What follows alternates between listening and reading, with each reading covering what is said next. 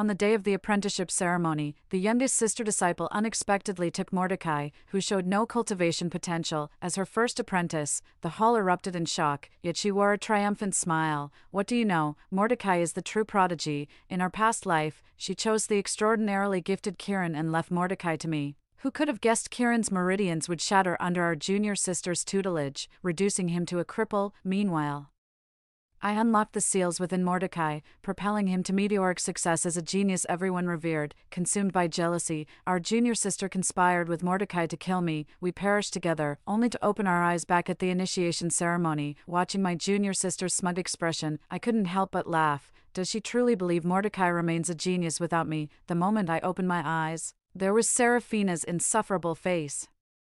Her eyes crinkled with amusement as she teased me. With skills like yours, senior sister, surely you wouldn't stoop to competing with me for a mere disciple. Scanning my surroundings, I suddenly realized I'd been transported back to Falling Snow Sect's disciple selection ceremony. No, I won't go with her. I only want to follow Chower. Before I could speak, a clear voice rang out from the audience. I looked up. A young boy in tattered hemp clothes stood there. Dark and skinny as a mountain monkey, only his gleaming black eyes remained, gazing at my junior sister with infatuation. Well, if it isn't Mordecai, that ungrateful apprentice I treated with all my heart, only for him to stab me in the back. One look in his eyes and I knew, he's been reborn too. This time, he's cutting the chase, directly apprenticing under the woman he loves for some steamy teacher-student romance. Those two disgusting lovebirds. I wholeheartedly approve of them being shackled together, permanently. I gave Seraphina a faint smile before shooting Mordecai a look of disgust. Take this worthless trash if you want it. Mordecai's face twisted with humiliation. Born without cultivation talent, he'd never have qualified to join Falling Snow Sect if not for his ancestral village's patronage, and its subsequent annihilation by demonic hordes. That's why he loathes being called worthless more than anything. Even after breaking the seal and regaining his talents, the insults still gnawed at him. In my past life, I admired his relentless spirit and supported him wholeheartedly. Now that I've seen his true colors, I won't indulge him anymore. I raised my hand and unleashed a surge of spiritual energy. How dare you disrespect an elder? I held nothing back in this strike against Mordecai. Had it landed, it would have painted the ground with his blood. Seraphina shrieked. Eileen, have you lost your mind?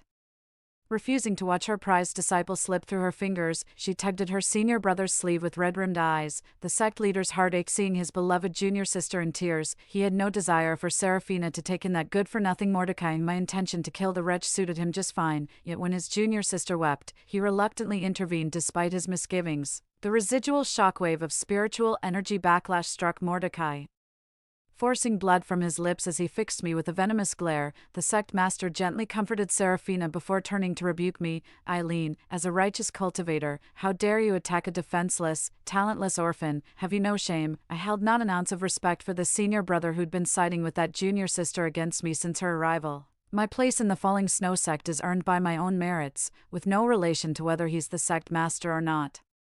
I couldn't be bothered with him. Lifting my gaze to Kieran, who'd remained silent below. Would you be willing to become my disciple? Kieran froze momentarily before quickly composing himself and bowing. This disciple is willing. Wait, junior sister, you can't take Kieran as your disciple. The sect leader interjected suddenly. Your cultivation is advanced. You don't lack talented disciples, but our youngest sister is different. She's just taken on a new.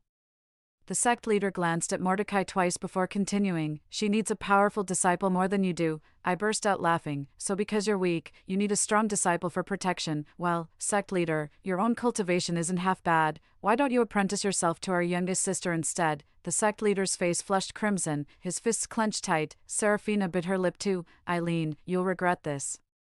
I brought Kieran back to my mountain abode and began teaching him cultivation from scratch. The 15-year-old youth awkwardly gripped his sword, practicing forms beneath the peach blossoms. I sat leisurely beneath the peach blossom tree, savoring my tea. Ever since taking Mordecai under my wing in my past life, I hadn't enjoyed such tranquility in ages. I couldn't bear watching Mordecai become an outcast in our sect due to his inability to cultivate.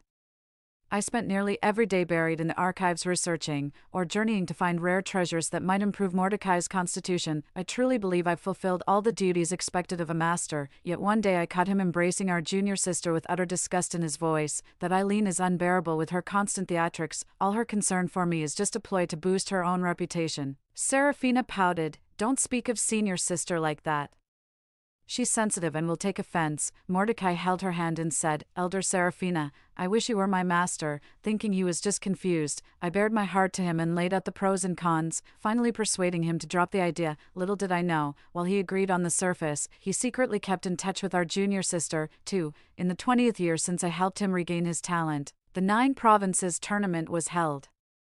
The 9 Provinces tournament is the grandest event in the cultivation world, the ultimate stage for sect disciples to make their mark. Under my tutelage these years, Mordecai's cultivation has soared to new heights, culminating in his championship victory at the 9 Provinces tournament. I truly believed all these years of dedication had finally borne fruit, yet before the entire assembly, Mordecai took Seraphina's hand. Ever since I became Eileen's disciple, she never fulfilled her duties as a mentor. If not for Elder Seraphina's guidance, I wouldn't be standing here today. The only true master I acknowledge in my heart is Seraphina. The sect leader immediately dissolved my master-disciple bond with Mordecai and formally accepted me under Seraphina's tutelage. My reputation lies in ruins, becoming the subject of widespread gossip. When I demanded why Mordecai did this, he conspired with that junior sister to lure me into the demonic abyss. Such exquisite treachery makes them a perfect match indeed. A cold laugh rose in my heart as my gaze fell upon Kieran diligently practicing swordplay beneath the blossoming tree. Kieran met an unfortunate end in his previous life too. Seraphina's cultivation level was mediocre at best. Having just reached the nascent soul stage, she only became an elder due to the sect leader's favoritism, utterly incompetent at teaching. After taking Kieran as her disciple, she force-fed him massive doses of elixirs in a reckless attempt to accelerate his cultivation. Eventually, the accumulated pill toxins caused Kieran to deviate during training, severing his meridians and leaving him crippled. I watched Kieran for a moment, noticing his movements becoming increasingly sloppy. Just as I was puzzling over it, Kieran sheathed his sword. The teenage boy only came up to my chest, his beautiful eyes gazing at me earnestly. Has this disciple done anything to displease Master? I blurted out without thinking. No, everything's fine. Then why does Master keep giving me those murderous looks? I froze. Damn it, I got too absorbed in reminiscing about my past life and forgot to control my expression. To preserve my dignity, I cleared my throat. Ahem, grown-up matters aren't for children to worry about. Unable to resist adding another remark. From now on, steer clear of Seraphina and Mordecai when you see them. Understood. Kieran wore an understanding smile. Understood, Master. He was handsome, but even more so when he smiled. In high spirits, I simply took the sword from his hand. Come, my dear disciple, let me teach you a new sword technique, guaranteed to knock Mordecai flat and send Seraphina flying. True to his genius reputation, Kieran mastered everything taught and could even self-learn.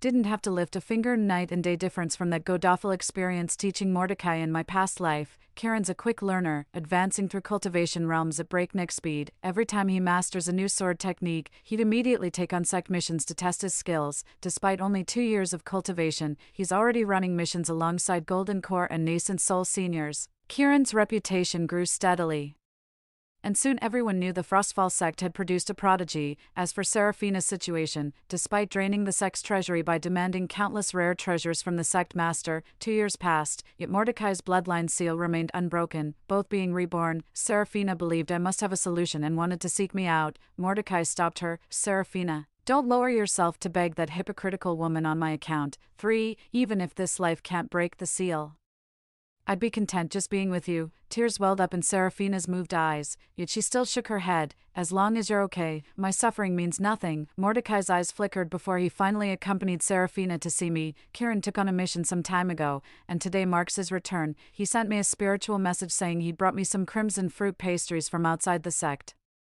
I casually mentioned how famous their Dan pastry was when I heard about his mission location, touching that he actually remembered. Figuring Kieran should be back soon, I stepped up for a quick look, only to spot 2 suspicious figures lurking outside the courtyard gate. Seraphina peeked out, flashing me an ingratiating smile. Senior sister, my mood instantly soured, and I turned to leave. Mordecai suddenly appeared out of nowhere and grabbed me.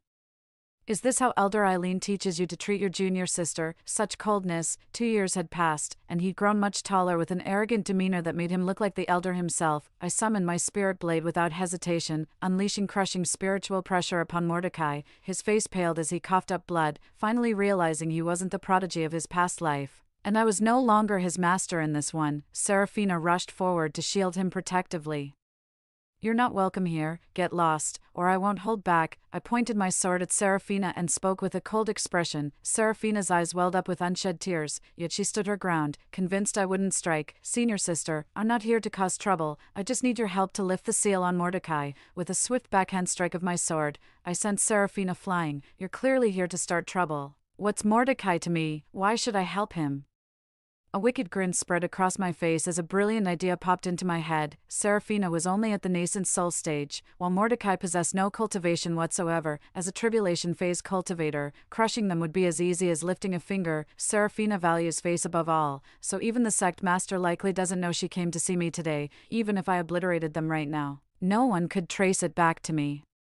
Mordecai remained completely oblivious to the gravity of the situation, still yammering away. Eileen, don't push your luck, help me break this seal and I might spare your life. Keep testing my patience, and you'll regret it. The plan to discreetly eliminate Serafina and the other one ultimately failed. Kieran happened to return just as I was about to make my move. Whatever injustice he'd suffered outside had his handsome features twisted in distress the moment he saw me. His eyes welled up with barely contained hurt. Master, he rushed over and clutched at my sleeve, then froze when he spotted Serafina collapsed on the ground. Are you busy, Master? Serafina caught sight of Kieran too, a flicker of regret flashing through her eyes. If it were just Kieran, that'd be fine, he's on my side. But to my surprise, the sect leader came along too. The moment the senior brother arrived and saw our junior sister collapsed and coughing up blood, his face turned ashen. Eileen, after all these years, you still haven't changed your wicked ways. I lazily averted my gaze and asked Kieran what was wrong. With red-rimmed eyes, Kieran said the sect leader had told him today that I abandoned him, urging him to become Serafina's disciple instead. After 2 whole years, I never expected the sect leader would still resort to such pathetic excuses to poach my disciple behind my back. The sect leader cradled Serafina while feeding her pills.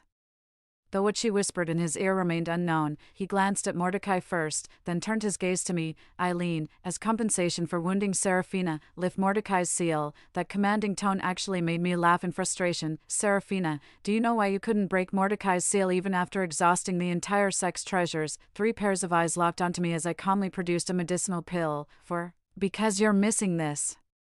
Kieran's grip on my sleeve tightened, and I gave his hand a reassuring pat. The sect master, being well informed, gasped in recognition. The myriad-layered elixir, Master actually left such a treasure to you. Malice and hatred flashed in his eyes. My gaze darkened, a chill settling in my heart. Our master was the former sect leader of Falling Snow sect. Before Serafina became his disciple, my relationship with my senior brother had been quite amicable. Ever since Serafina arrived, our senior brother seemed to have lost all common sense when it comes to our junior sister.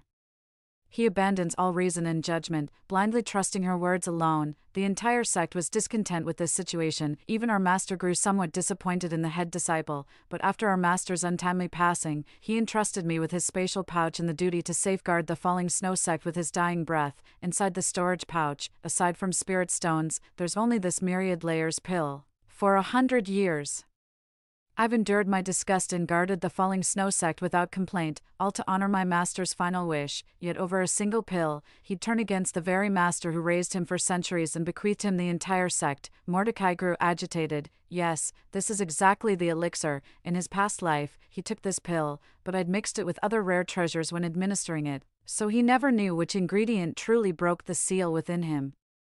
Now he's certain, it's the myriad layer pill in my hand. The myriad layer elixir is an ancient pill that can unleash a cultivator's full potential, with legends claiming it even unlocks memories from past lives, but its formula was lost ages ago. Every existing pill consumed means one less remains in this world, so unless they come to me, there's not a single chance they'll ever find another myriad layer elixir. Give it to me now, hand it over this instant. Mordecai's breathing grew ragged, as if glimpsing the life of a revered genius cultivator from his past existence beckoning to him. Kieran clenched my sleeve, glaring daggers at Mordecai with gritted teeth. I'd rather feed it to a dog than give it to you. The next instant, I shoved a medicinal pill into his mouth. The elixir dissolved instantly upon touching his tongue. Kieran froze, his beautiful eyes staring at me in helpless confusion. I was stunned too. I didn't scold you. You're the one who gulped it down. Don't blame me. Kieran's lips parted as if to speak, but before any sound came out, his eyes rolled back and he collapsed unconscious. I immediately scooped him up and carried him back to the courtyard. As the courtyard gate slammed shut, Mordecai's furious roars and Seraphina's weeping lingered in the air like a haunting refrain. Kieran wasn't seriously hurt. He woke up after just 4 hours of rest. Maybe it's just me, but he's been acting strangely ever since he came to, within days. I caught him practicing an unfamiliar sword technique, one I'd never taught him. His cultivation progress accelerated even faster. He'd just formed his golden core 3 months ago, yet was already approaching nascent soul. What takes others decades to achieve, he accomplished in under 3 years, even for a prodigy. This is downright ridiculous. I sat under the peach blossom tree, propping my chin as I stared at him for a full hour before asking with utmost seriousness, "Did you fall off a cliff and find some magical old man mentor?" 5. Kieran, who had been slightly nervous, froze at my question before twitching his lips in exasperation. "Master, you've been reading too many pulp novels. This year, 18-year-old Kieran has already outgrown me." He straightened his expression and met my gaze. "Master, what if I told you I'm actually an immortal from the celestial realm?" I scoffed. "Oh please. That's even more ridiculous than my stories. Don't tell me you're here to undergo mortal trials. Why not claim I was your wife in a past life while you're at it?" The Chunibi teenager blushed furiously after being called out. My heart went out to him, so I gave him a reassuring pat on the shoulder. "Don't worry about it. Teenage years, I get it." I simply attributed Kieran's rapid progress to the effects of the myriad layer elixir. Who knew the myriad layer elixir would work this well? Should have pinched a bit to taste before shoving it down Kieran's throat. Without the myriad layer elixir, Mordecai lost all hope of breaking the seal in his bloodline. Seraphina's attitude toward him soured, constantly belittling Mordecai throughout the sect. Still sealed, Mordecai had yet to begin cultivation, making him a complete outlier in the sect. The reincarnated Mordecai showed no restraint, persistently acting with arrogant genius airs that alienated many sect members. With Seraphina no longer keeping him in check after abandoning him, many seized the opportunity to exact quiet revenge. Once while heading to the sect's main hall, I happened to spot Mordecai. He was sprawled on the ground, surrounded by 4 or 5 inner disciples kicking and punching him. "How dare a pathetic worm like you steal my sacred artifact? Who the hell gave you the nerve to push Senior Chu's spirit beast off the cliff? You're going to regret this today." Just as the fight was heating up, a disciple spotted me and they scattered like frightened birds. Truth be told, I wasn't here to stop them. I could even join them. Mordecai remained motionless where he stood, his face so bruised it was barely recognizable. I walked past without so much as a glance in his direction. "Master." Mordecai reached up to clutch the hem of my skirt, his voice hoarse with desperate pleading. How strange. In our past life, he'd stopped calling me master altogether after meeting Seraphina. I halted my steps, and Mordecai's eyes lit up. "You're softening toward me, aren't you? I knew you still cared. Forgive me, master. I regret everything now. Would you still?" 6. Like hell I would. Kieran sent Mordecai flying 10 meters with a kick, shielding me possessively while blaring daggers at him. "Who the hell do you think you are, coveting my master?" Mordecai gazed at me with puppy dog eyes. "Master, you're willing, aren't you? You clearly stopped for me." While calming down the fuming Kieran, I absent-mindedly replied without much thought, "Oh no, it's just that I didn't want your bloody arms staining this dress." Kieran's gift. He'd be furious if it got dirty. Watching the light gradually fade from Mordecai's eyes was rather amusing. The Snowfall sect placed an order for rare medicinal herbs with the Alchemy sect, and I was assigned to escort the shipment. I've always been efficient. The mission wrapped up ahead of schedule. Upon returning to the courtyard, I saw 2 figures locked in a standoff, with someone else eavesdropping from a shadowy corner. Seraphina's eyes were red-rimmed, on the verge of tears. "Kieran, I don't know what my senior sister told you to cause such misunderstanding, but I genuinely care about you, nothing more. You could have called me master." Kieran looked utterly revolted, on the verge of losing his temper. With a soft chuckle, I stepped between Seraphina and Kieran, shielding him. "Junior sister, why do you keep coming to see me so often?" Kieran's eyes lit up when he saw me and hurried to my side. Seraphina startled. "Aren't you supposed to be on a mission?" Seeing her stunned expression, I understood. I was wondering why the sect suddenly assigned such a tedious, drawn-out escort mission with so little merit. Turns out it was just to make it easier for someone to steal my girl. Some people never change their rotten ways. Ignoring Seraphina's question, I said with undisguised sarcasm, "What an amusing pair you master and disciple make, one shamelessly begging to be my apprentice, the other brazenly trying to steal my disciple." Seraphina's expression darkened. What did you just say? Seems she still doesn't know about Mordecai's change of heart. Mordecai, who'd been eavesdropping with a scowl, chose that moment to slink away. I chuckled lightly, pointing at Serafina as I told Kieran, "She's no elder of ours. Next time she shows up, just kick her out. I'll take responsibility if anything happens." Kieran nodded with a smile, the picture of obedience. "Understood, Master." Serafina and Mordecai had a falling out. Rumor has it they even came to blows in public. The couple who could still fake marital bliss not long ago have now abandoned all pretense of decency. Serafina thinks Mordecai is a useless good-for-nothing who constantly embarrasses her. Mordecai blames Serafina for ruining his path to immortality. "If it weren't for you, I could have been a prodigy. Look what I've become now." Serafina fumed. After 2 lifetimes, she still hadn't secured a single gifted disciple. The brilliant youth who shone under my guidance in our past life couldn't even break a simple seal under her tutelage, yet he dares to blame her. Why is it so damn hard for her to find a prodigy disciple? The argument escalated as both stuck to their guns, eventually coming to blows. Though Serafina's cultivation was largely boosted by elixirs, she still outmatched Mordecai, a mere mortal. Mordecai was left half dead while the entire sect mocked this master-disciple farce. Later, I began traveling the world with Kieran. 2 decades pass in the blink of an eye for a monk. Before I knew it, the time of my previous death was approaching. For these 20 years, Serafina and Mordecai have been bickering nonstop. Having completely given up on Mordecai and failed to win back Kieran, Serafina took on several gifted disciples instead, but she was a terrible teacher. Even prodigies turned mediocre under her tutelage, and eventually no one wanted to study under her. As for those poor souls ruined by Serafina's forced methods, they took out their frustrations on Mordecai day after day. Mordecai's life became utterly miserable. The halo of his past life as a prodigious cultivator had completely faded, leaving him to struggle in the mire. Then, one fateful day, the disciples who bullied Mordecai all vanished without a trace. Not even their corpses could be found. 7 sect disciples vanished one after another, first those who'd crossed Mordecai, then even those who hadn't. Yet eerily, Mordecai, that talentless waste who couldn't cultivate, suddenly manifested spiritual power. Serafina rejoiced.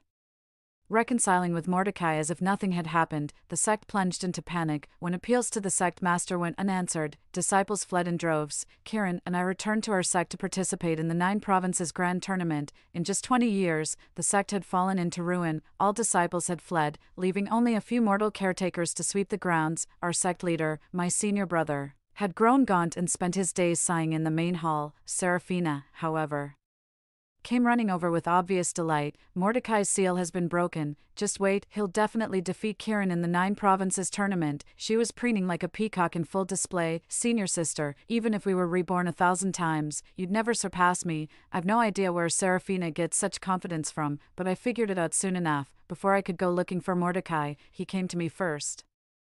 I instantly sensed something off about him and drew my spirit blade without hesitation, ready to fight. "Wait, Eileen, I know you've been reborn too," I sneered. "So what if he knew?" Mordecai paused, then slowly met my gaze, his eyes actually reddening. I realized too late. "Master, only now do I understand you were the only one who truly cared for me all along. I know you refuse to acknowledge me, but I love." With a sweeping slash of my sword, I declared.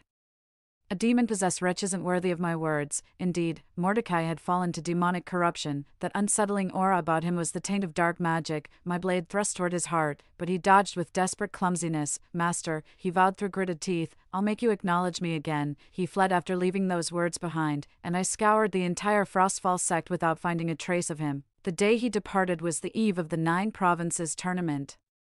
Serafina's dream of crushing me beneath her feet at the 9 Provinces tournament was doomed to remain unfulfilled. The 9 Provinces tournament spans 3 days and is hosted by the 10,000 Path sect, the foremost cultivation sect. Each cultivation realm has its own arena, with leaderboards updating in real time. After the 3-day tournament concludes, the top-ranked cultivator in each realm will receive generous rewards. In his previous life, Mordecai claimed the top spot in the nascent soul realm. I gave a pat on the back to Kieran, who's at the deity transformation stage. "Go now. Your master awaits your triumphant return as the champion." Kieran has grown so much more mature now, in every way. As my hand rested on his shoulder, the tips of his ears turned a faint pink. Then, as if stealing his resolve, he reached up and gently clasped my fingertips. "If I take first place, master, would you reconsider that matter?"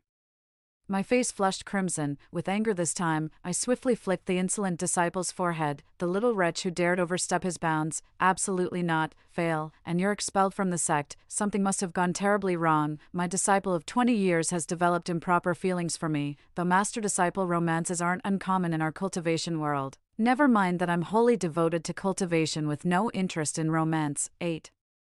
What I feel for Kieran is purely paternal affection. He was such an adorable kid. What on earth happened when he grew up? Clutching his head in dismay, Kieran shuffled toward the arena with reluctant, lingering steps. After 3 days of competition, Kieran unsurprisingly claimed the top spot in the Divine Transformation tier. The sect master of the 10,000 Path sect personally presented awards to the champions. As the youngest Divine Transformation cultivator, Kieran became the center of attention at this 9 provinces tournament. On the elevated platform, Kieran accepted the prize from the sect master of 10,000 Path sect, a smile spreading across his face. Kieran seems quite pleased. Noticing Kieran's expression, the sect master casually remarked. Kieran nodded. Yeah, I thought of my master. She promised not to disown me if I won first place. The cultivators present burst into laughter, marveling at the strong bond between Kieran and his master. Just then, Serafina floated onto the platform in an ethereal white dress, radiating celestial grace. She took Kieran's hand with a warm, approving smile. My disciple, congratulations, your master is proud of you. The entire crowd erupted in excitement. Wait, isn't Master Kieran's teacher supposed to be Master Eileen? Who's this person?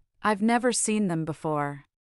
The sect master chose this moment to step forward with an explanation. Truth be told, Serafina, my junior sister, has always been Kieran's true master. Back then, Eileen coveted his exceptional talent and forcibly took him from her. Kieran was too young to understand the situation at the time. I believe now is the right moment for him to return to his rightful master. The crowd exchanged bewildered glances, thoroughly confused by the sect master's revelation. What the hell?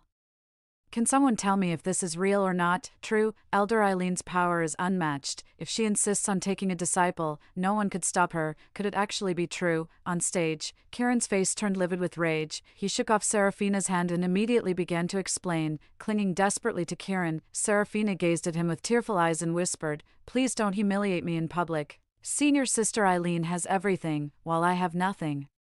I just want you to be my disciple. Is that too much to ask?" I was so pissed I nearly laughed, standing ramrod straight on the spot. Absolutely not. This is my disciple, you moron. Under Serafina's disbelieving gaze, Kieran sent her flying with a single palm strike. Serafina, your true disciple is Mordecai, the one who fell into demonic cultivation, not me. Kieran then dropped to his knees before me, gazing upward with eyes as beautiful as when we stood beneath the peach blossoms years ago. My master has always been Eileen, from beginning to end. I reached out to help Kieran up, glancing at the horrified faces of Eileen and the sect master. Did you really think I wouldn't notice the demonic energy radiating from Mordecai? On the very day I discovered Mordecai's demonic transformation, I reported it to the righteous leader of the 10,000 Path sect, but the real demonized Mordecai had already fled, leaving only Serafina and the sect master as his accomplices. Seeing how Serafina couldn't let go of the 9 provinces tournament, I consulted with the Myriad Dao sect and we agreed to keep this matter under wraps for now. The tournament lasts 3 days. If we can use Serafina to lure out Mordecai, that would be ideal. If not, once the tournament concludes, the Myriad Dao sect will ensure both Serafina and the sect leader pay dearly for sheltering demonic cultivators. I never expected Serafina to pull this stunt at the tournament's finale. But it changes nothing. The cultivators of the 10,000 Path sect moved forward to seize Serafina, while the sect master was personally captured by their patriarch. As a precaution, both their cultivation bases were destroyed on the spot. Before being taken away, the sect master glared at me with bloodshot eyes. Eileen, you've destroyed the Falling Snow sect. How could you face our master after this? I slapped him hard across the face. Shut your mouth. The moment you protected Mordecai for Serafina while he practiced demonic arts using our sect's disciples, the Frostfall sect was already doomed. Still furious, I rained dozens of slaps across his face from both sides. Take that for shifting blame, and that. Serafina and the sect leader were thoroughly denounced by the righteous cultivators present, failing to lure out Mordecai. The leader of the 10,000 Paths sect waved dismissively, ordering the duo to be taken away in disappointment. Just as Serafina was being escorted away from the tournament grounds, at the final moment she suddenly cried out, "Mordecai, you've finally come, save me." In an instant, winds howled and clouds turned as the sky darkened abruptly, the air thickened with a palpable sense of foreboding. The cultivators present scrambled to draw their weapons, scanning their surroundings warily. What's happening? Demonic energy. This is demonic energy. A cultivator shouted in alarm. As the churning miasma intensified, Mordecai emerged slowly from the swirling darkness, his black robes flowing amidst the wary gazes of the onlookers. The thick demonic aura seemed to merge seamlessly with his very being. Sinister crimson patterns crawled across Mordecai's face, his eyes burning blood-red like a demon straight from hell. He gazed at me with an expression of tender devotion. 9. Master, I've come for you. The battlefield erupted in chaos as demonic hordes stormed the Wandazong sect at Mordecai's command. Kieran charged forward and engaged Mordecai in battle. Just moments ago he was a talentless weakling, yet now he's evenly matched against Kieran at the peak of divine transformation realm. Stranger still, Mordecai grew stronger with each passing moment of combat, though the reason remained unclear. He had to be eliminated before the situation spiraled out of control. I raised my sword and charged toward Mordecai. The moment I moved, a magic circle suddenly lit up beneath my feet, trapping me in place. Even with my tribulation transcendence cultivation, I couldn't break free. Mordecai laughed maniacally. Haha, it's useless, Master. This is the celestial confinement array of the Heavenly Demon Clan, though incomplete. Only an immortal could break it. Master, just wait a little longer. Soon we'll be together forever. I froze for a moment. The Heavenly Demon Clan was said to be even more vicious than regular demons. They could directly increase their cultivation by killing. With no upper limit, their existence defied the natural order, so the heavens rejected them. This race perished long ago in an ancient war. Mordecai didn't deny it and openly acknowledged his identity. It turned out he was a hybrid of the Heavenly Demon Clan and humans, with 2 innate seals formed in his bloodline at birth. In our past life, I unlocked the seal suppressing his human cultivation talents, making him no different from ordinary cultivators, but this time without me. He broke the Heavenly Demon bloodline seal himself in a near-death situation. After breaking the seal, he pretended to reconcile with Seraphina while secretly hunting Snowfall sect disciples to enhance his cultivation. Later, he ventured into the abyss of demons and used his Heavenly Demon bloodline to unseal the ancient demonic prison at its deepest level. This culminated in his leading the demonic hordes to assault the 10,000 Path sect. Every cultivator slain by my demonic legion fuels my power. You cannot hope to defeat me. As more and more cultivators fell to the demonic race's onslaught, Mordecai's aura surged violently as he struck Kieran with a vicious palm strike. His face twisted in a cruel grin. Drenched in blood, Kieran plummeted helplessly from midair. Kieran, my eyes widened in fury. A surge of boundless rage flooding my chest, so intense I didn't even notice my nails digging deep into my palms. Mordecai, I knew you weren't useless. You came for me, didn't you? With the clerics preoccupied fighting the demons, Seraphina easily broke free from her restraints and dashed to Mordecai's side. Her face wore that signature playful, innocent smile of hers, utterly at odds with her current disheveled state. Seraphina casually looped her mud-streaked arm through Mordecai's with playful reproach in her voice. When you missed the 9 Provinces tournament, I thought you'd abandon me. Never imagined you'd go this far for my sake. Seraphina took it as given that Mordecai had come to rescue her. Her gaze swept over the cultivators struggling against the demonic horde as she spat venomously. These snobs got exactly what they deserved. 10. Mordecai looked rather pleased as he asked Seraphina with a smile, "How would you like to deal with them, Master?" Seraphina waved her hand dismissively, her gaze settling on me. "Kill all the others, but keep Eileen alive. I'll personally carve out her heart, as our Master commands." Seraphina's smile widened, already relishing the thought of my impending misery, but before her laughter could fade, a hand suddenly pierced through her back. "Are you satisfied now, Master?" These words were meant for Seraphina, and for myself as well. With disbelief still clouding her dying eyes, Seraphina whispered why. Through trembling lips, Mordecai flung Seraphina's corpse aside like discarded trash. "Had I not been deceived by you, I could have stayed with our Master forever. I already failed once in my past life. I won't make that mistake again, Master. Look, I've killed the person you hated most. Won't you take me back now? I'll take you back my ass." Playing the fooled victim to absolve himself, that bastard didn't hesitate for a second when he teamed up with Seraphina to kill me. "Keep saying you love me, seriously, spare me the disgust." When it comes down to it, Mordecai is nothing but a complete egoist, selfish, vicious, and utterly ruthless. Honestly, the first thing I should have done after being reborn was stab you to death at the apprenticeship ceremony. You little bastard. Regret. I'm filled with nothing but regret.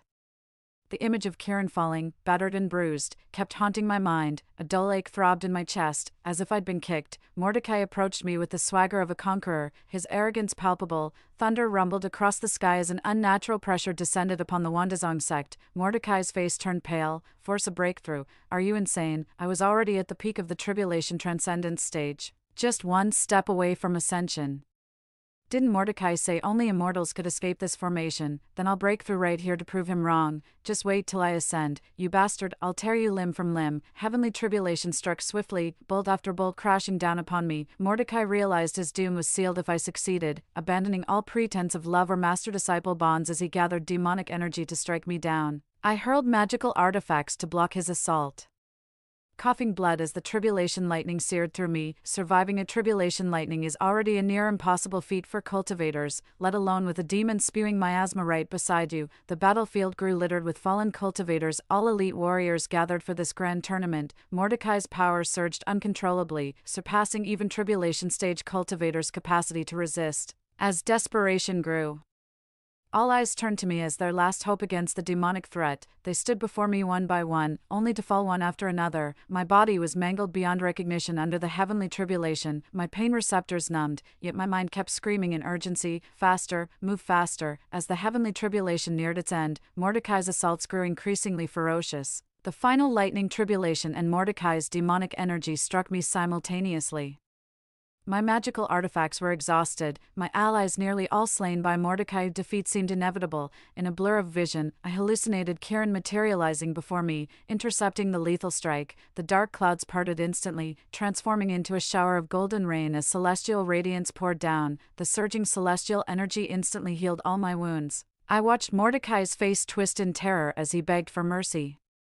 Before being crushed along with his demonic followers by the overwhelming divine power, the surviving cultivators around us erupted in cheers, their faces alight with the joy of having narrowly escaped death. Taking Kieran's hand, I whispered, "Kieran, I promise you." I was granting the very wish he'd whispered to me day after day, yet he remained silent. A hazy veil seemed to cloud my vision as I heard someone say, "My condolences." Stop mourning, Kieran isn't dead at all. I held this conviction so firmly, yet tears still fell as memories came flooding back. Emotions that were once hazy suddenly became crystal clear in this moment. Above the clouds where sunbeams converged, a voice suddenly rang out, "Master, I'm right here." Startled, I looked up and saw that familiar figure above the clouds. Kieran stood tall like a pine tree, smiling as he waited. My sobs cut in my throat, coming out as a hiccup. "You little rascal, making your master cry like that." Turns out all those wild stories Kieran told me during his teenage years were true. 11. He really was an immortal from the upper realm, descending to undergo tribulations. After taking the myriad layer elixir, his memories awakened, yet he chose to stay by my side. No wonder he aged decades overnight during that period. After his mortal vessel perished in the cultivation realm, his true form awakened, the moment he regained consciousness in the celestial palace. He descended to the mortal realm just to reassure me, only to find me weeping over his lifeless body. I nearly tossed the corpse aside with a defiant "I wasn't crying," but couldn't bring myself to let go. We picked a picturesque spot with clear waters and lush mountains, where I had Kieran dig a pit to bury the body. After staring at the epitaph for a long while, Kieran asked what was on my mind, to which I replied, "I wonder how it feels to dig your own grave, after all these years together." He's grown accustomed to my dark humor and simply ignored me like he didn't hear it.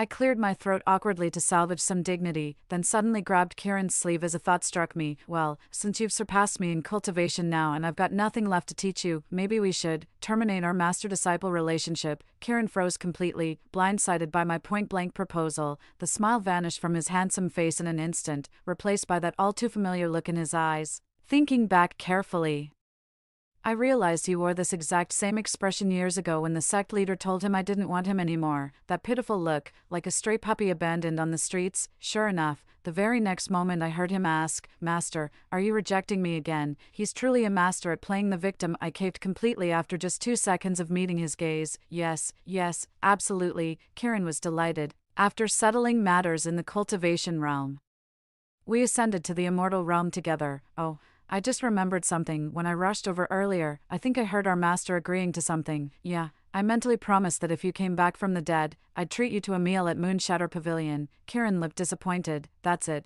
Yep, that's it. My mind's a bit scrambled right now. Let me sort things out first before having a proper talk with Kieran about this.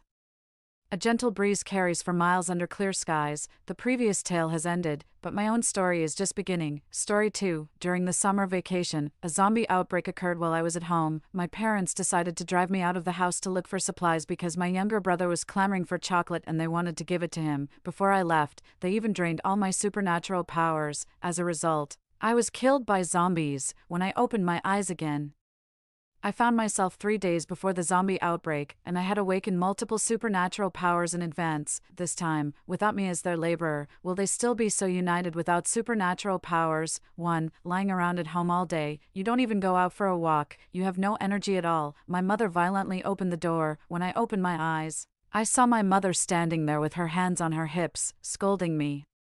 The pain of being bitten by zombies and the feeling of being so hungry that I was on the verge of collapse still seemed to linger. Without thinking too much, I pushed my mother aside and rushed to the refrigerator. I picked up half a watermelon and started eating it. I was so hungry. In my last life, when the zombie outbreak happened, our family didn't go out because we were helping my younger brother with his homework. We managed to avoid the peak of the outbreak and survived. But soon we faced the problem of not having enough supplies. We couldn't go out, even though my parents had the habit of stockpiling goods. The supplies at home were only enough for the 4 of us to last for a month. My parents were afraid that my younger brother wouldn't have enough to eat. When the meal was ready, they always let my younger brother eat first, and then they would sit at the table. By the time it was my turn to eat, there were only some soup and leftover rice. A week after the end of the world, there wasn't even any leftover rice. According to my mother, your younger brother is a boy. If zombies break in, your younger brother will have to protect you. So of course, we have to take care of your younger brother first. But later, when the supplies were about to run out, my younger brother clamored for chocolate and threatened to go on a hunger strike if he didn't get it. They said that since I was the only one in the family who had awakened supernatural powers, I should go out to look for supplies. But with my water-based supernatural powers, if I went outside, I would just be going to my death. Before I was driven out, my younger brother was afraid that I wouldn't come back, so he suggested that I fill all the containers at home with water before I left. My supernatural powers were drained, and I suggested to my parents that I go look for supplies after my powers recovered. My father looked at me coldly and didn't agree. If you stay at home for one more day, your younger brother will have to wait one more day to eat chocolate. He will go on a hunger strike. As an elder sister, you are being too heartless. But I hadn't eaten for 2 days. My father and mother ignored my struggles and directly pushed me out the door. I hadn't eaten for a long time, and my supernatural powers were drained before I went out. I could barely walk. I desperately knocked on the door and begged my parents to let me in, but they remained indifferent. From beginning to end, they didn't want me to come back. The zombies smelled the breath of a living person and rushed over. I was eaten alive in front of the door. My younger brother's voice came through the crack of the door before I died. That stupid woman didn't even know to die farther away. The door is covered in blood. Not only did she not find the chocolate, but now that she's dead, I don't know how many zombies she will attract. I should have just thrown her downstairs. 2. When I went back to the bedroom, I wasn't sure if what happened in my last life was real or just a dream. I just picked up my phone and was about to check the news online. Suddenly, a familiar energy surged through my body. I controlled the energy and condensed it at my fingertips. A water ball hovered above my fingertips. It was my supernatural power. The end of the world was real. My supernatural powers had come back. 3. I looked at my phone. There were still 3 days before the zombie outbreak. While I was thinking, my mother violently pushed open the bedroom door. What are you doing staying in the room again? You don't even learn from your younger brother. Go out for a walk. I'm so annoyed seeing you at home every day. Do you think I don't want to go out? I snapped back angrily. What? My mother was taken aback, not expecting me to lose my temper suddenly. I said, do you think I don't want to go out? I'm a college student on vacation, and I don't even have 10 yuan in my hand, which indoor place outside doesn't cost money. Gavin invited me out last time, and you didn't even give me 50 yuan. When she heard this, her face changed instantly. Eliza, do you have any conscience? I gave birth to you and raised you? Is it my fault for scolding you a few times, gave birth to me and raised me? They only gave me some charity occasionally when they could afford it, just to make sure I didn't starve to death, so they could get a high bride price in the future. When I was in senior high school, my younger brother didn't do well in the entrance exam for junior high school. He could only go to a private school. My parents couldn't afford to support 2 children, so they wanted me to drop out of school and go to work to lighten the burden on the family. It was my teacher at that time who couldn't stand it and came to our home personally. He said he would cover my tuition and fees and even apply for poverty assistance for me, so I could continue going to school. My younger brother wanted all kinds of game consoles, and my parents bought them for him. In the past 2 years since I went to college, I've been relying on student loans for my tuition, and I have locked the door behind me. Ignoring her desperate knocking, I turned around and started packing my clothes. I stuffed all my bank cards and ID cards into the suitcase. I died once in your hands in my last life. If I stay here any longer, I'm a fool. For, when I went out with my few belongings, my mother was still cursing at the door. When she saw me carrying my luggage, she became even more aggressive. What, after scolding you a few times, you're running away from home? After all these years of studying, you've lost all your manners. I didn't want to get into a long argument, so I said perfunctorily, fine, you're right, it's all my fault, okay, anyway. You can't stand the sight of me. I'm leaving. I can go back to school early and earn more living expenses. That way, I won't be an eyesore to you. When she saw how perfunctory I was, she became even angrier and tried to hit me. I caught her raised hand. I already paid off what I owed her when she pushed me out with her own hands in my last life. Ignoring her shouting behind me, I closed the door and walked away without looking back. 5. There were still 3,000 yuan in my bank card. It was a fixed deposit I saved, which I planned to use as living expenses after the semester started. After withdrawing the money from the bank, I found a small hotel and rented a room. With this money, I could only afford to rent a small apartment. There wasn't much else I could do. Suddenly, I saw an advertisement for a loan on the hotel table. On a whim, I downloaded all the loan apps online. For those apps that required a face scan, I used my own identity information. For those that didn't, I used my parents' identity information. I went through all the loan apps in the afternoon. By evening, there were more than 3 million yuan in my bank card. After looking around online, I chose a villa in the outskirts as the safe house. It had 2 floors underground and 3 floors above ground, and it had a sunroom. It had just been completed, and there weren't many residents yet. I died too early in my last life. When it came to stockpiling supplies, I had to prepare as much as possible. After making an appointment with the real estate agent, I went directly to the villa to sign the contract after leaving the hotel. The rent for the villa was 40,000 yuan a month. The minimum lease period was 3 months, so I had to pay 120,000 yuan for the rent. After getting the key to the villa, I carried my suitcase and walked in. I couldn't help but think that it would be great if I had the spatial ability. My water-based ability was still too weak. As I was thinking, I felt a lightness in my hand, and the suitcase in my hand was gone. When I came to my senses, I found that there was a space in my mind, and the suitcase was quietly placed in one corner of the space. I had awakened the spatial ability. 6. I don't know why I awakened the spatial ability, but it was definitely a good thing for me. I was worried about the problem of purchasing supplies before. With the spatial ability, it was much more convenient. There were still 2 days until the end of the world. The online system was complete. I didn't have a company or any connections. Stockpiling a large amount of supplies would definitely attract attention, afraid that there would be a limit on the bank card. When I took out the loan online, I deliberately filled in several more ID cards. I took my driver's license and took a taxi to the car rental company and rented a small truck. I went to the nearest bank to withdraw the money. I directly went to the largest wholesale market. Rice, flour, cooking oil, and grain were essential, but it was too troublesome to turn the flour into cooked food, so I only bought 10 bags symbolically. I bought all the seasonings except salt and sugar at once. Salt and sugar were strategic supplies. Without a deposit slip from a supermarket or a large market, buying a large quantity would be too noticeable. I could only use cash and buy them in small quantities multiple times. After testing that the space had a fresh keeping function, I also bought various cooked food and frozen products. When the truck was full, I drove out of the urban area and put the supplies into the space, and then went to buy other supplies. After a day, I had almost bought all the necessary living supplies, but I didn't dare to buy too many medicines. I could only make a few more trips tomorrow. 7. There was 1 day left before the end of the world. I only rented the truck for a day. There were still 4 hours left before I had to return it. After withdrawing the cash that I didn't withdraw yesterday from the bank, I visited all the pharmacies within a 10-kilometer radius. I also bought a solar charging panel and planned to install it myself. Anyway, there were no entertainment programs in the apocalypse, and I would have plenty of time. After returning the truck, I rented a Hummer. The villa seemed safe now, but when the apocalypse came, there would definitely be a lot of changes. It would be better to have a car for evacuation. On the way back to the villa, I went to the wholesale market and bought more than a dozen sets of outdoor jacket and marten boots. Since I had supernatural powers, there would definitely be better combat uniforms with better fabric in the future. Even if there weren't, these would be enough for me to change into. Without the property certificate, I couldn't change the lock or renovate the villa. Fortunately, the villa itself was good, and the walls, doors, and windows had a high level of defense.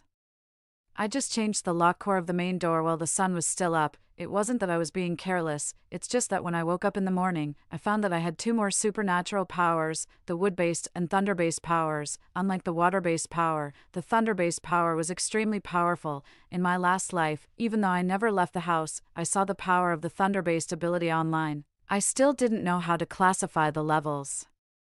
But according to the test results in the morning, it wouldn't be a problem for me to knock down 10 ordinary people. 8. After checking everything, I was just about to go to the supermarket again when my phone rang. It was my mother. As soon as I answered the phone, I heard my mother cursing. "Dead girl, come back quickly. Your younger brother will start school in 2 days. Come back and help him with his homework." I'll let the matter from the day before yesterday go for now. I raised my eyebrows. Why? Isn't your good son the best? Why can't he finish his homework? It was the same in my last life. My younger brother was about to start the 3rd year of junior high school. The school required students to start school on August 20th. The time was running out. My younger brother hadn't even started his homework. Under the pressure of my parents in my last life, I stayed up all night to help him with his homework, and then the zombie outbreak happened before I could even sleep. My mother was furious. "If you don't come back today, don't come back to this house again." I was about to agree when I suddenly remembered that there were still a lot of snacks at home. Thinking about how miserably I died in my last life, I couldn't let them have it easy this time. I softened my tone. "I understand, Mom, I'll come back later." After going downstairs, I drove the car out and went to the supermarket first. There was still a lot of money in my bank card. If I didn't use it now, I might not have the chance later. I bought a lot of snacks and fruits. I deliberately parked the car at the entrance of the community and carried 2 big bags of things into the house. I made sure that many people in the community saw me before I felt relieved. On the way, a kind neighbor saw that I was struggling to carry the bags and offered to help, but I refused them one by one. After getting off the elevator, I slipped into the corridor and replaced the snacks and fruits with waste paper and garbage from the decoration. 9. When I opened the door, my mother looked at the 2 big shopping bags I was carrying. A smile flashed across her face, and she said, "You're finally being sensible, girl, you know how to be filial." But when she saw that the bags were full of garbage, she froze. She said angrily, "Are you so desperate that you went out to pick up garbage? You bring all kinds of things home." I deliberately rubbed my hands nervously, looking as timid as before. "I've been helping out at my classmate's store recently. They provide food and accommodation, and they pay me 200 yuan a day. I just got off work and was in a hurry to come back, so I forgot to throw away the garbage." When my mother heard that I could get 200 yuan a day, her eyes lit up. 200 yuan, you still have half a month until the semester starts. If you work hard, you can earn 3,000 yuan. I smiled and replied, "Definitely." She also said that since we're classmates, if I do a good job, she might give me a raise. My mother's expression softened. "Eliza, your younger brother will start school soon, now that you've earned some money.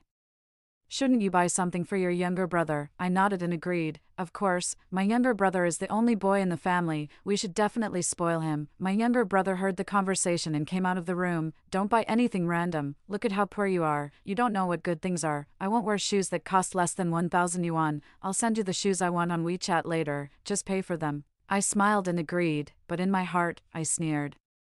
One is a daughter who doesn't even have 500 yuan for living expenses, and the other is a son who won't wear shoes that cost less than 1,000 yuan. It's really ironic. 10. Seeing that things were almost settled, my father stopped pretending to be dead. "Okay, since you're back, have a good meal. We can talk about other things after eating." I smiled and declined. "No, my classmate is waiting for me to go back. I'll take the homework and leave. I'll bring it back to my younger brother tomorrow night." After saying that, my younger brother directly threw a stack of homework in front of me. "Here, I've written 2 pages of the first book. Remember to imitate my handwriting when you write." He really overestimated me. He thought I was 1,000-armed guanyin, but thinking about my purpose of coming back, I held back my urge to hit him. I held the homework and stood at the door, mumbling, "If there's nothing else, you can go back. It's not safe for a girl to be out at night." My father urged me. Only then did I speak timidly. "My classmate is going to help me with my younger brother's homework tonight. I was thinking of bringing my classmate some snacks. I don't have any money in my hand. Could you?" My mother gave me a disdainful look. "I really raised an ungrateful person. You've grown up but haven't brought a single penny home. All you do is ask for money. Do I owe you?" My father then spoke in a timely manner. "See what snacks there are at home and bring some for your classmate, your mother, and I have a hard time making money. You should learn to be considerate of us." Be considerate? I really can't be considerate at all. When it was time for me to pay my tuition fees, they said they didn't have the money, but they bought a guitar worth 6,000 yuan for my younger brother when he said he liked the guitar. And they signed him up for music lessons that cost 400 yuan per session. When I asked for my living expenses for school, they said they didn't have the money, but they spent 1 or 2,000 yuan on a pair of shoes for my younger brother. I didn't say anything, I just took the biggest shopping bag and took away all the snacks I could find. 11. I walked out the door and put the snacks into the space in the stairwell. When I got into the elevator, all I had in my hand was a stack of homework. As soon as I went downstairs, I threw the homework into the garbage bin. The homework of that ungrateful person has nothing to do with me. Moreover, since the end of the world is coming, I'm afraid he won't have to worry about his homework for the rest of his life. When I got back to the villa, all the kitchen utensils I had ordered from the supermarket had been delivered. I have to say that it's great to have money. As long as you pay enough, they can deliver anything you want. I put the kitchen utensils into the space. After making sure that all the doors and windows were locked, I went upstairs to sleep. When I woke up, a new era had begun. 12. The first day of the zombie outbreak. When everyone got up in the morning, they went to work as usual, but no one knew that 2 hours later, their colleagues, parents, and passers-by might all turn into zombies and rush towards them to bite them frantically. When I woke up, the outside world had fallen. Countless new messages popped up on my phone, warning of the disaster. I opened the WeChat page, and some of my classmates and neighbors who were on good terms sent me reminders one after another, but among these people, there were no messages from my parents or my younger brother. Even the family group was silent. If it weren't for the blood outside the villa that hadn't dried up and the zombies wandering around with their bodies, it would seem like an ordinary morning. I found my mother's WeChat and made a video call. I waited for a while, but the call wasn't answered until it was hung up. When I called again, it was directly hung up. I went to the basement of the villa, took out some of the supplies from the space, and took a video. Then I clicked on the family group and sent the video in. Within 2 minutes, video calls popped up one by one. I didn't answer any of them. I just went downstairs to check the door locks by myself. After making sure that no zombies could get in, I went upstairs. I slowly picked up the phone. My mother didn't get angry. Instead, she had a flattering smile on her face. "Eliza, where are you? Mom sees that you have a lot of supplies there." I didn't reply. I just turned on the camera and showed them around the villa, both inside and out.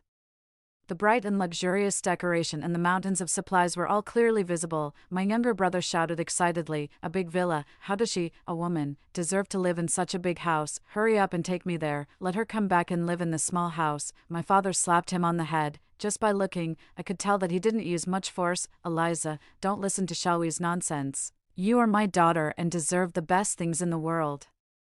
Not to mention the villa, my daughter deserves even a palace." I will definitely correct his thoughts later. I sneered and didn't say anything. My father didn't have much ability and didn't earn as much money as my mother. He never said anything when there were conflicts at home. He only came out as a peacemaker, as if he had just seen the conflict after it was resolved. The house at home was just a small duplex apartment. There were 3 rooms. My parents shared one. The other was given to my younger brother, and the third was turned into my younger brother's esports room. At that time, they said that since I was going to get married and leave home anyway, I might as well make do with a place on the stairs. After all, I rarely stayed at home since I went to college. Just like that, a partition was installed at the corner of the stairs, and a door was put up, which became my room. 13. Seeing that I didn't say anything, my father thought he had convinced me. So he stopped pretending. "Eliza, you're a young girl, and it's not convenient for you to live outside. There are zombies everywhere outside. Dad is worried about you. Why don't you tell Dad your address, and I'll come to find you. I can take care of you." My mother also squeezed in front of the screen and said, "What your father said is right. If we go there, we can not only protect you but also cook and do the laundry for you." I smiled but didn't say anything. I activated my supernatural power, and a water ball appeared at my fingertips. My parents on the other side of the screen were shocked by the scene, but I have awakened my supernatural power and have the ability to protect myself. Suddenly, my father smiled even more brightly. Of course, the words he said were even more shameless. "Our Eliza is really amazing. You see, your mother and I are old, and your younger brother is still young. We wanted to go to you, but we're too old and weak." Before he could finish, I interrupted him directly. "Then just stay at home." His face lit up with joy. "So, daughter, are you going to come and pick us up?" I didn't want to play along and directly expose their thoughts. "No, you didn't answer my calls. Isn't it because you are going to abandon me as your daughter since the end of the world has come? Why should I go and pick you up? Just because you said you were willing to take care of me and cook and do the laundry for me." After their thoughts were pointed out, my parents felt embarrassed. Only my younger brother looked angry. What are you so arrogant about? Do you really think I haven't read end-of-the-world novels? You've only awakened the weakest water-based supernatural power. I insist that you come and pick us up. What can you do about it? As soon as he finished speaking, my mother slapped him and dragged him away. My father was the only one left on the other side of the video. The smile on his face disappeared. He wanted to say something, but I didn't give him a chance. I directly hung up the phone. After that, I took every meal seriously, cooked carefully, and arranged the dishes beautifully. Then I sent the pictures to the family group, with the sound of them cursing angrily in the living room surveillance video and the scene of my younger brother throwing a tantrum on the ground because there wasn't a meal with 3 dishes and a soup. The food in front of me seemed even more delicious. 14. After the end of the world, money and currency were useless. Force became the only truth. My father was no longer restricted by my mother. He beat my mother severely in front of the phone camera, as if afraid that I didn't see it. He cursed while beating her. You bitch, this is how you treated my daughter when I wasn't around. If my daughter hadn't been capable, who knows how you would have tortured her after that. He pretended to be a loving father and showed me a kind expression. My mother fell to the ground, covered in bruises, and spat at my father. Bah, Gabriel, what kind of big shot are you pretending to be? You were there when I didn't give Eliza her living expenses. Now you're pretending to be a good person. What the hell were you doing before? In response, my mother was beaten even more severely. I thought the phone camera didn't capture the whole thing, so I directly took out the iPad and brought up the surveillance video of the living room. I watched the video and ate sunflower seeds. I didn't notice that I had finished a large bag of sunflower seeds. My throat was hoarse the next day. As for my younger brother, who was doted on by my mother, he didn't stop my father from beating my mother at all. I just ignored my father's attempts to please me and set his WeChat to do not disturb. 15. A week after the end of the world, the water supply was cut off. Just like in my last life, there were complaints all over the internet, but news of people awakening their supernatural powers also came. In my last life, I awakened my water-based supernatural power on this day. As the only one in the family who awakened a supernatural power, I had my first full meal since the end of the world, but soon, my parents found that my supernatural power had no offensive ability except for being able to release water. My situation became more and more difficult. It was as if to make up for the supplies consumed for that full meal, my mother cooked very little food, and I couldn't even have the leftovers. They only gave me some food when they remembered me. In this life, when my younger brother asked my parents to flush the toilet with the stored water for the 3rd time, no one was willing to indulge him. It's okay to eat less, but people will really die if they don't drink water. I just took a video of myself washing the dishes with my supernatural power and sent it to the family group. As expected, my younger brother exploded with anger. He accused the unwashed plates of being greasy and disgusting and said he didn't want to eat. He also disliked the toilet that hadn't been flushed, saying that he would rather hold it in than use such a stinky toilet. But this time, no one was willing to indulge him. I couldn't help but wonder who would be the next punching bag in this resentful family when no one was willing to be the one to take the blame. 16. But things didn't go as I wished. Before I could see them quarrel among themselves, trouble came to them first. 10 days after the zombie outbreak, even those who had the habit of stockpiling supplies at home had almost run out of supplies. The neighbors found out that I had carried 2 big bags of food home before the end of the world.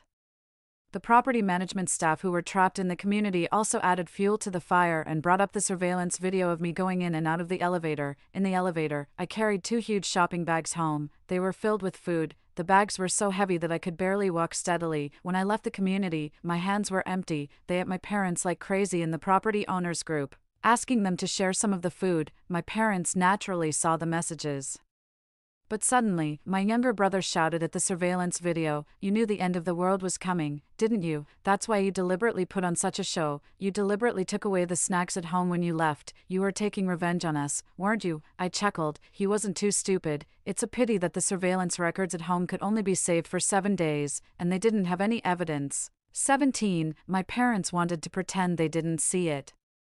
But there were people in the community who had awakened their supernatural powers. Those people said that when their supernatural powers became stronger, they would go out to find supplies and return them. But those who understood knew that it was a disguised threat. In my last life, these people really had their moment of glory. They demanded that every household in the property owners group take out some supplies, otherwise, they would go to their houses and them. At that time, My parents sent a photo of me, who was as thin as a skeleton, and said that there were really no supplies at home. Before the zombie outbreak, I was already on the thin side. After the zombie outbreak, I lost 20 pounds because I didn't have enough to eat. When they saw the photo, they believed my parents' words and didn't come to rob the supplies in this life because of me. My parents had obviously become the focus of the property owners group. The zombie outbreak was sudden, and they hadn't had time to throw away the garbage I had brought back. My younger brother wanted to explain, so he took a photo of the 2 bags of garbage and sent it to the group. He said, "That little bitch Zoe brought back 2 bags of garbage. There was no food at all. She even took away all the snacks at home when she left." When the people in the property owners group saw the logo on the garbage bag, they were even more convinced that I had brought supplies home. The bag in the surveillance video clearly showed it. If you don't want to share, just say so. Why put on such a show? Do you really think we're stupid? My younger brother was ill-affected and sent the photos I had sent in the family group to the property owners group. He said, "That little bitch Zoe knew the end of the world was coming. She went out to stockpile supplies behind our backs. She's been eating and drinking well behind our backs. She carried those things just to put on a show for you. Do you really believe her? You're all idiots." But his words only fueled the anger of the other property owners. They all thought he was showing off in a roundabout way. After all, after the zombie outbreak, I was fine and had a meal with 3 dishes and a soup every time. I even paired each dish with a pair of chopsticks to avoid the food getting mixed up. In the eyes of others, it really looked like a sumptuous lunch for a family of 4. 18.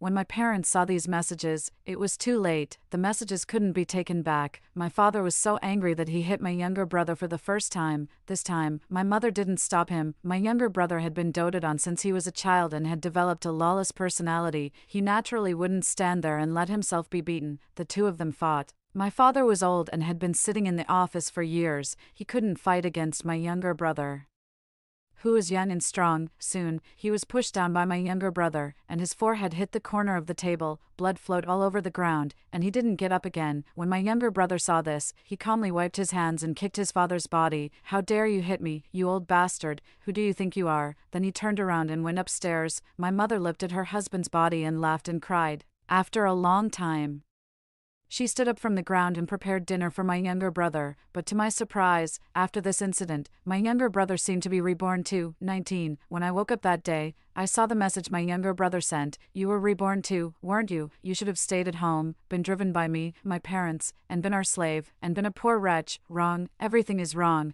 It should be me who enjoys the good life." Half an hour later, he said, "But soon things will get back to normal. I will find you." Looking at the messages my younger brother sent on the phone, I couldn't help but think that things were getting interesting. I wanted to open the surveillance video to see what happened, but I saw my younger brother wave his hand, and a bolt of lightning directly shattered the surveillance camera. Did he awaken the thunder-based supernatural power?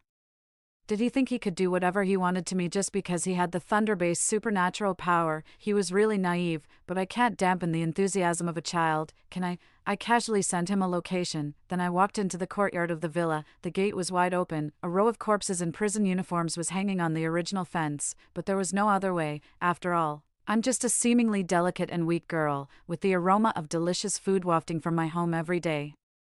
It's inevitable to be coveted in this apocalyptic world. I casually send out several ice mists, freezing the corpses on the fence even harder. This was to prevent the corpses from rotting in the summer heat and ruining people's appetites. I placed a lounge chair under the sunshade in the courtyard. When I had nothing to do, I would sunbathe, drink watermelon juice, and wait for my dear younger brother to arrive. 20. Thankfully, I didn't have to wait long. At 4 in the afternoon, my younger brother led a group of people to the villa. He obviously thought he had the upper hand. However, when he saw the corpses on the fence, a hint of fear flashed in his eyes. I didn't waste any more words. After all, I had been lying on the lounge chair all day and was already missing the big bed in the villa. Before they could react, I raised my hand and knocked down the people behind my younger brother.